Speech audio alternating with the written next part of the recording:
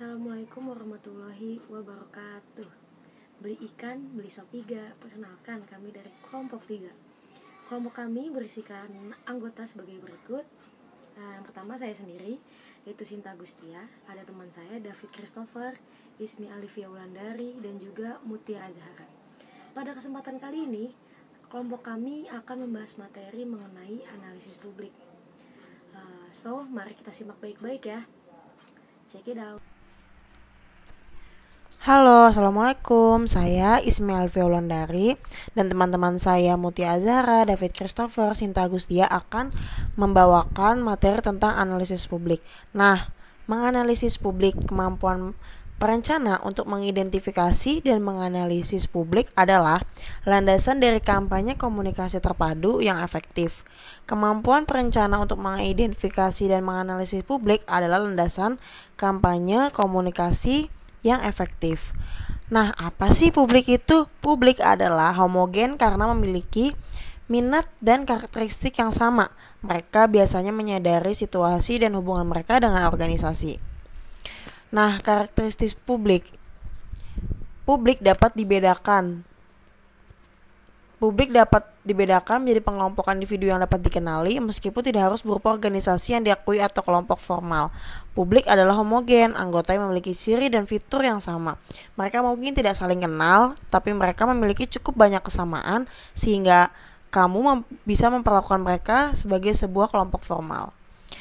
3. Publik penting bagi organisasi kamu. Tidak setiap kelompok yang dapat diidentifikasi dan tentu saja tidak setiap individu yang terisolasi penting bagi keberhasilan organisasi kamu.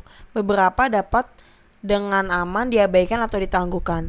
Publik cukup besar, pastikan publik Anda cukup besar untuk mendapatkan perhatian strategis dan kemungkinan penggunaan media publik. Publik dapat dijangkau. Nah, mengidentifikasi publik. Nah, pelanggan itu apa sih? Pelanggan itu publik yang menerima produk atau layanan dari suatu organisasi. Produsen adalah publik yang memberikan masukan kepada organisasi. Pengaktif adalah publik yang berfungsi sebagai regulator dengan menetapkan norma atau standar untuk organisasi. Pembatas publik yang dengan cara tertentu mengurangi atau merusak kesuksesan organisasi. Dilanjutkan oleh teman saya. Baik, langsung saja kita ke pembahasan kunci publik. Jadi tugas memilih publik untuk program komunikasi strategis adalah pekerjaan yang mudah. Dalam banyak situasi, publik yang tepat cukup jelas. Kemudian ada tipologi masyarakat. Nah, jadi ada berbagai hubungan masyarakat atau situasi komunikasi pemasaran. Dan masing-masing itu memiliki karakteristik yang berbeda. Jika organisasi ingin efektif, ia harus berurutan dengan setiap publik secara individual. Lalu ada saran yang baik nih dalam berurusan dengan kelompok-kelompok yang bukan publik, yaitu jangan mencoba berkomunikasi dengan orang-orang yang tidak memiliki hubungan yang relevan dengan organisasi atau tidak tertarik pada produk atau layanan Anda. Kemudian ada perantara publik dan pemimpin opini. Jadi dalam aktivitas hubungan masyarakat, perantara publik ini berfungsi sebagai jembatan yang berpengaruh antara organisasi dan publiknya. Nah, apa sih pemimpin opini? Pengertiannya, jadi pemimpin opini ini adalah panutan yang berpengaruh, yang memiliki rasa hormat dan kepercayaan publik. Nah, lalu ada 2 jenis pemimpin opini. Yang pertama ada pemimpin opini formal, yang kedua ada pemimpin opini non formal. Kemudian masuk ke publik kunci. Jadi publik kunci ini adalah orang-orang yang ingin Anda libatkan dalam proses komunikasi. Elemen utama dari kampanye komunikasi yang efektif itu adalah identifikasi publik tertentu yang sesuai, yang disebut publik kunci atau publik strategis. Nah, jika publik kunci tidak mudah terlihat oleh tim perencanaan, Anda dapat mengidentifikasi mereka secara sistematis dan objektif. Karakteristik utama yang pertama, situasi hubungan masyarakat, yaitu menilai keinginan publik, ketertarikan, kebutuhan, dan harapan yang terkait dengan masalah, serta apa yang tidak diinginkan, dan dipertimbangkan sikap publik yang relevan.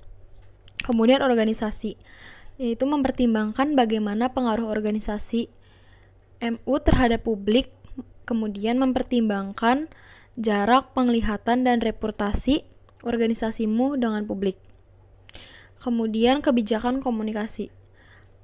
Kebiasaan komunikasi publik sebagaimana media atau channel komunikasi itu digunakan mengenali orang siapa yang mungkin menjadi sumber yang dapat dipercaya untuk publik. Juga menunjukkan apakah publik sedang mencari informasi dari sebuah isu. Penafsiran ini memiliki dampak utama nanti ketika memilih alat komunikasi, karena pencari informasi mungkin memulai komunikasi atau memastikan taktik yang membutuhkan keterlibatan mereka secara langsung. Kemudian demografi.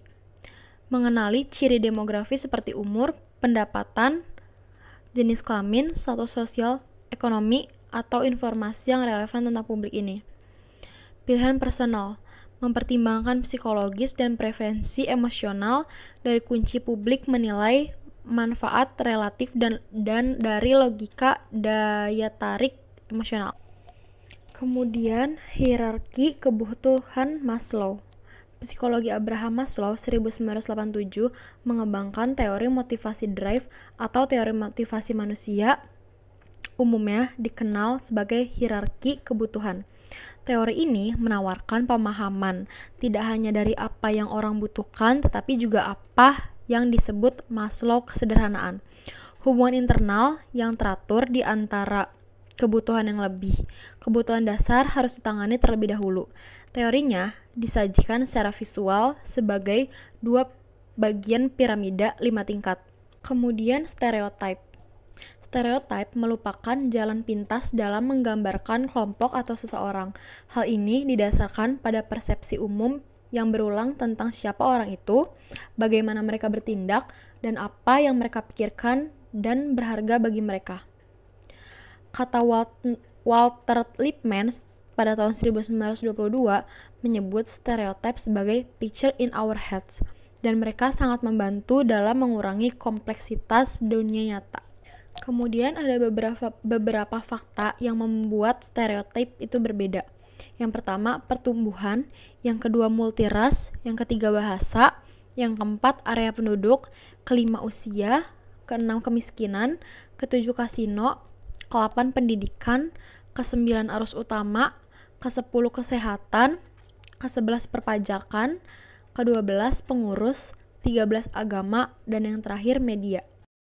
Selanjutnya saya akan menjelaskan fakta-fakta yang membedakan antara Arab Amerika dan Muslim secara keseluruhan. Arab Amerika itu yang pertama, faktanya adalah yang membedakan adalah populasinya. Kedua, keturunan. Ketiga, pertumbuhan. Keempat, politik. Kelima, agama. Keenam, pendidikan. Dan ketujuh, ekonomi. Sedangkan Muslim secara keseluruhan itu yang pertama ada Islamic Center. Kedua, anggota keagamaannya. Ketiga, imigrasi. Dan terakhir, populasi. Selanjutnya ada cultural context. Praktik CPR yang memberikan prioritas untuk mempelajari nuansa budaya di mana masyarakat berada cenderung mengembangkan kampanye yang dapat berhasil. Ini sangat penting dalam arena internasional. Kita harus memahami konteks budaya mereka dalam fase penelitian proses perencanaan strategis ini. Berikutnya ada civic phase. Strategi PR kadang-kadang dapat menciptakan kondisi untuk hasil menang dan kalah, di mana harapannya kita menang dan mereka kalah. Tetapi ada cara lain untuk mendekati ini, yang mungkin cocok dengan gagasan konteks budaya, yaitu jangan membuat lawan Anda terlihat buruk. Namun, dalam beberapa budaya, penyelamatan wajah adalah penting, atau saving face tadi.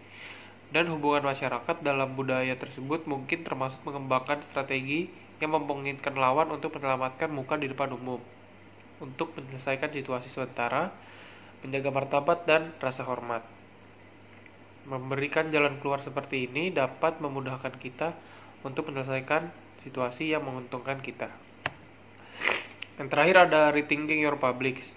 Perencanaan adalah proses yang fleksibel. Kesimpulan dari langkah 3 adalah salah satu titik di sepanjang jalan di mana kita harus memikirkan kembali rencana kita sejauh ini dan menyesuaikannya berdasarkan informasi yang tersedia bagi kita melalui penelitian berkelanjutan.